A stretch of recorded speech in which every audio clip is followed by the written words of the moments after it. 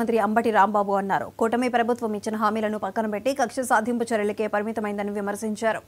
Lokesh red book రాజ్యాంగం అమలవుతోందని అన్నారు. లోకేష్ చెప్పిన విధంగా పోలీసులు నడుస్తున్నారని మండిపడ్డారు.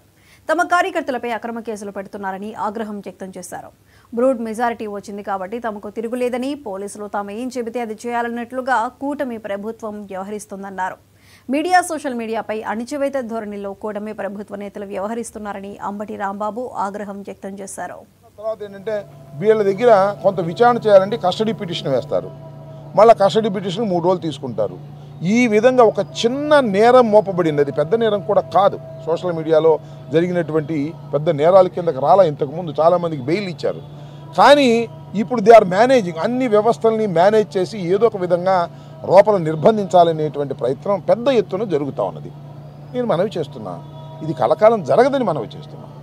మీరు అత్యధికమైన మెజారిటీతో అధికారంలోకి వచ్చారు, ఓకే, పరిపాలన చేయాలి, ఓకే, మమ్మల్ని నిర్బంధించి మా పార్టీని తొక్కేయాలనేటువంటి మీరు ప్రయత్నం చేస్తే, ఒక పార్టీని తొక్కాలనుకుంటే ఎవరి వల్ల కాదు, అది మళ్ళీ పెరుగుతుంది. ఇది చరిత్రలో చాలా సత్యాలు ఉన్నాయని కూడా ఈ సందర్భంగా నేను మనవి చేస్తున్నా.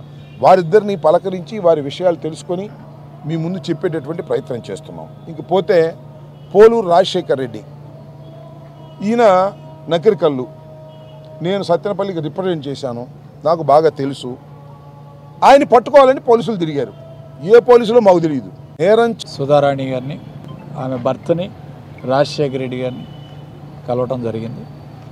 ముఖ్యంగా సుధారాణి ఒక మహిళ అని చూడకుండా తనకు 2 చిన్నపిల్లలు కూడా 13 కేసులు పీటీ వారెంట్లు ఇచ్చి శ్రీకాకుళం దగ్గర పాతపట్నం దగ్గర నుంచి నర్సరావుపేట తీసుకురావటం, నర్సరావుపేట నుంచి మళ్ళీ నిన్న ఆదోని తీసుకువెళ్ళటం, ఆదోని నుంచి చీరాల, ఈ విధంగా రాష్ట్ర